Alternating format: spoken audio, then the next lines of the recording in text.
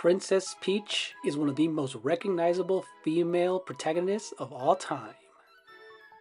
Being attached to one of Nintendo's most recognizable mascots ever, from Super Mario Bros., Peach is one of those iconic characters who's lasted decades and decades in the video game space, and now she's back in her second solo adventure since her 2005 surprise hit, Super Princess Peach on the Nintendo DS. This is one of my first longest deep dive videos and the history of a certain character. So let's take a look at her origin, her evolution, and the controversy surrounding her character. Before we get started, consider hitting that like button, ring the bell, and leaving a comment. And now let's get into the history of Princess Peach.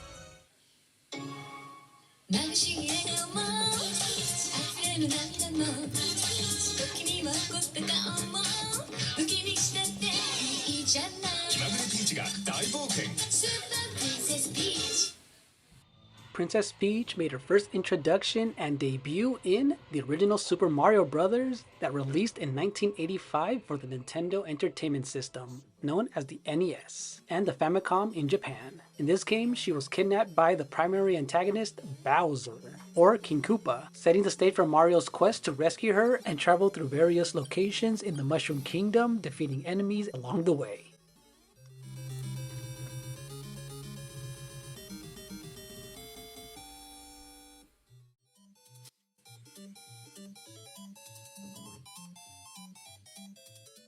However, it was Super Mario Bros. 2 on the NES where her role further expanded, where you actually were able to play as her. This is where they further expanded on her look with her iconic pink dress, and most importantly, her floating jump, which has been used in other titles where she's playable.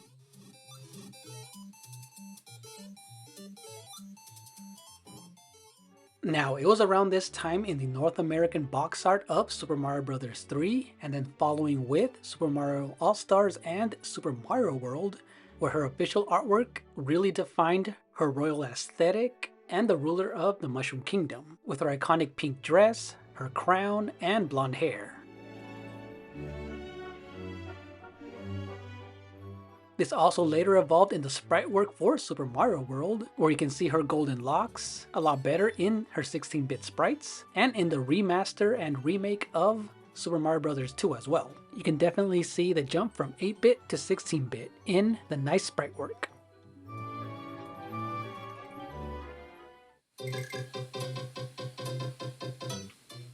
Now, as far as her personality goes, she is a regal and royal princess. She's a kind and gentle person who loves baking cakes for Mario.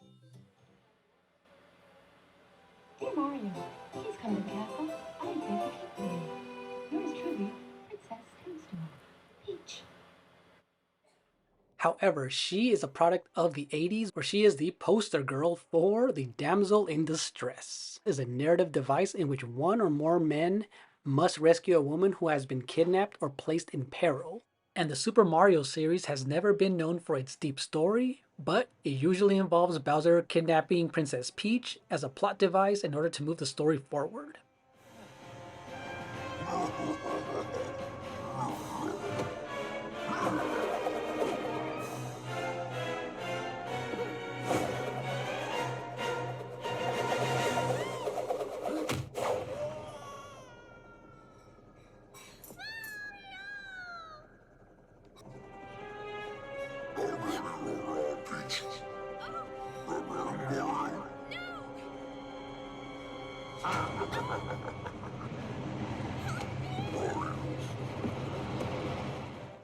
And this also coincides with the kidnappings by Bowser, and despite her agency and capabilities, Peach remains a frequent target of Bowser's kidnapping attempts. serving as a central point in many of the Mario games. And this was typical in the 80s, where there were few and far between when it came to female protagonists.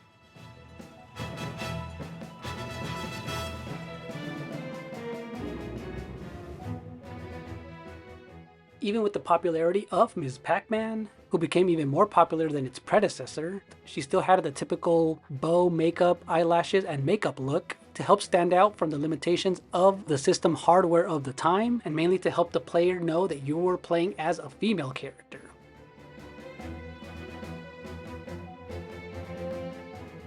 And let's not forget the badass hero known as Samus Aran in the Metroid series, where she broke ground as being one of the first female playable protagonists in a video game, where people didn't even know you were playing as a female until you beat the game under a certain hour condition.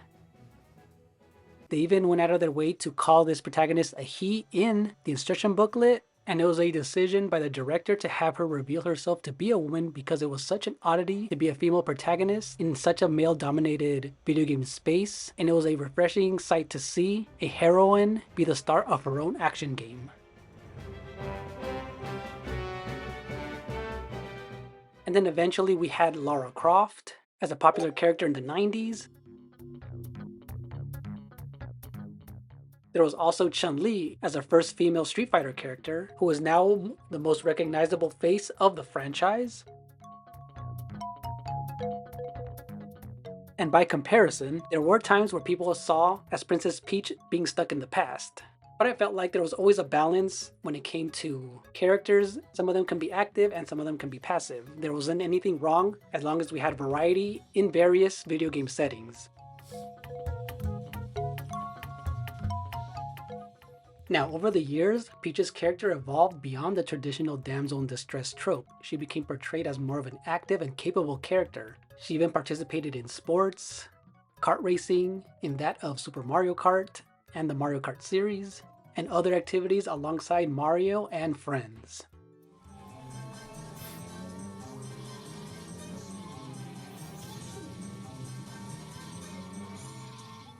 And for many years, fans have always wanted Princess Peach and more of the female characters to have more of an active role instead of a secondary role in spin-offs, and also to help diversify the playable characters in the mainline Mario games as well.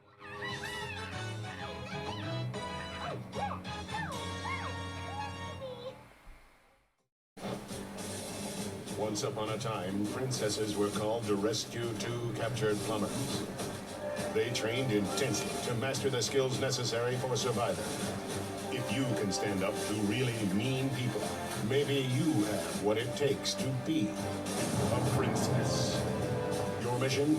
To use fire, wind, and water to save Mario and Luigi. Super Princess Peach, only on Nintendo DS. Rated E for everyone.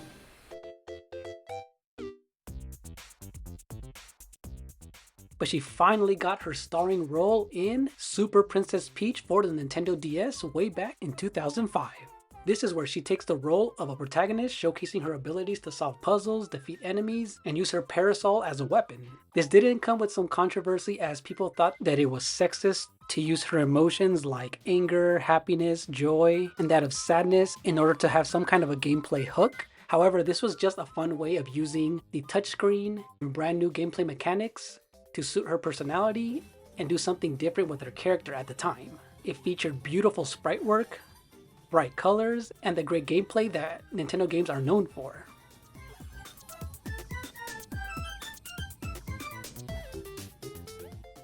And where many were first exposed to the possibilities of what she is as a character and a fighter was the Super Smash Bros. Series, starting with Super Smash Bros. Melee on the GameCube.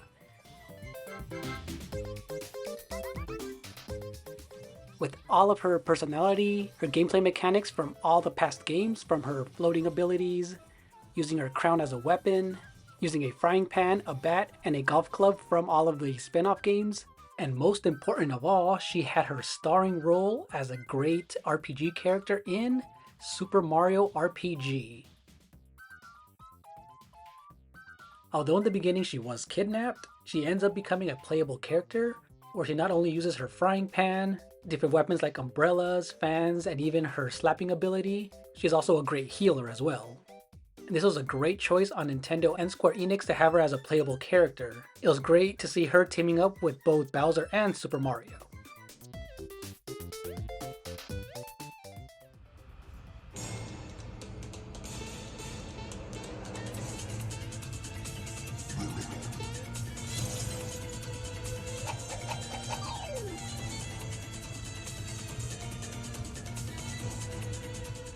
And one of the great things about Super Mario RPG and even the Paper Mario series, a lot of her personality and character traits also translated into other games like Super Smash Bros., where it was heavily influenced and greatly built out her moveset to be a well-rounded character in the series.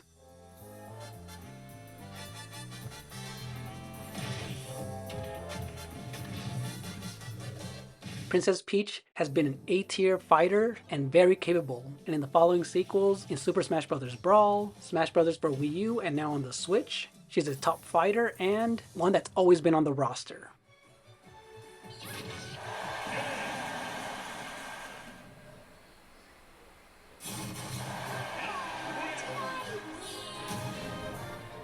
And now Nintendo is easing on the damsel in distress, where she's been playable in Super Mario 3D World with her iconic abilities. It seems that she's been getting more and more opportunities to be on her own and not be the typical trope because she's a female character.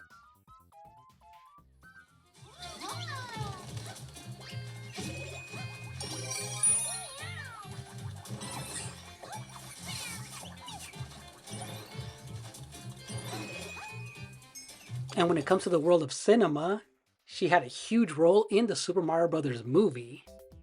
This was a very popular and highly successful movie for Nintendo, and her alongside Mario, Luigi, and Toad, the animation was amazing, and it got to show how much they can push her personality and character on the screen, and hopefully they do this more in her games. And that brings us to the modern day with her second ever solo game in Princess Peach Showtime. At times like these, transform!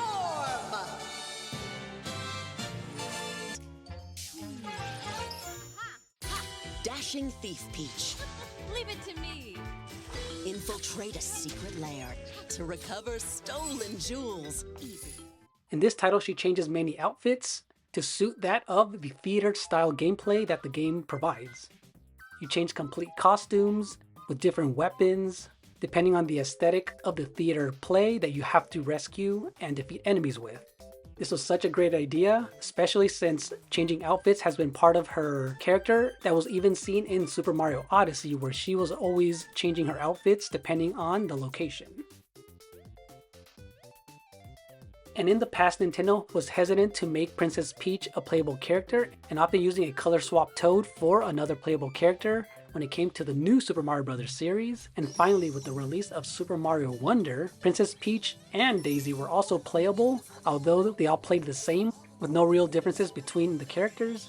It's great to see that more female characters were added, like Daisy, and Toadette as well.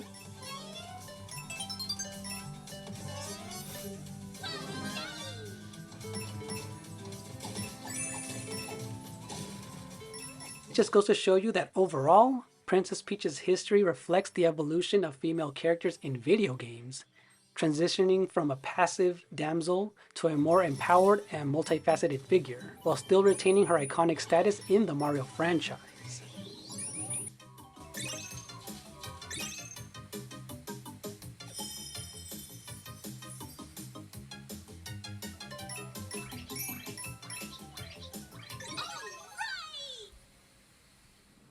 So we are here at the finale of this look at the history of Princess Peach.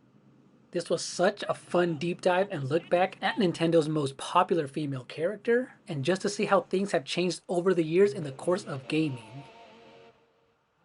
Whether being a helpless woman in 90% of the Super Mario series, to finally having more of a heroic role in her own game, the Princess of the Toadstool has always been a reliable and varied character for Nintendo.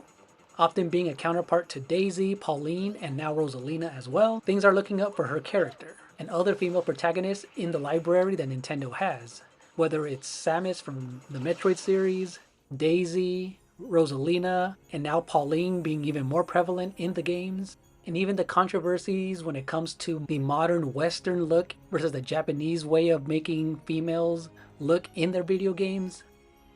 There will always be a talking point when it comes to the male gaze, because for the most part, male gamers are a higher percentage than female gamers, but that is changing slowly.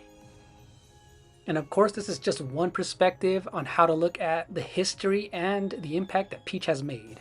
So if you enjoyed this deep dive and look at this video game character, please hit that like button, ring the bell, and leave a comment, as that will greatly be appreciated. And see you in the next one. Bye-bye.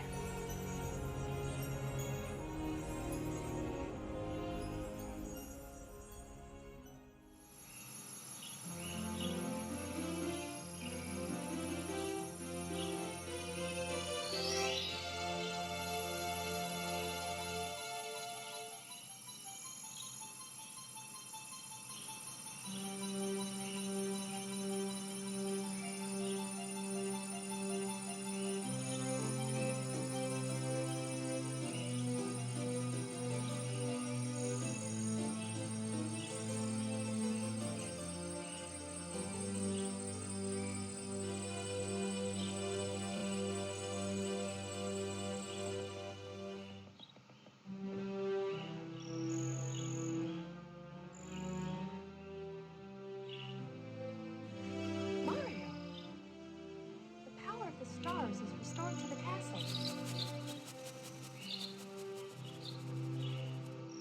And it's all thanks to you. Thank you, Mario. We have to do something special for you.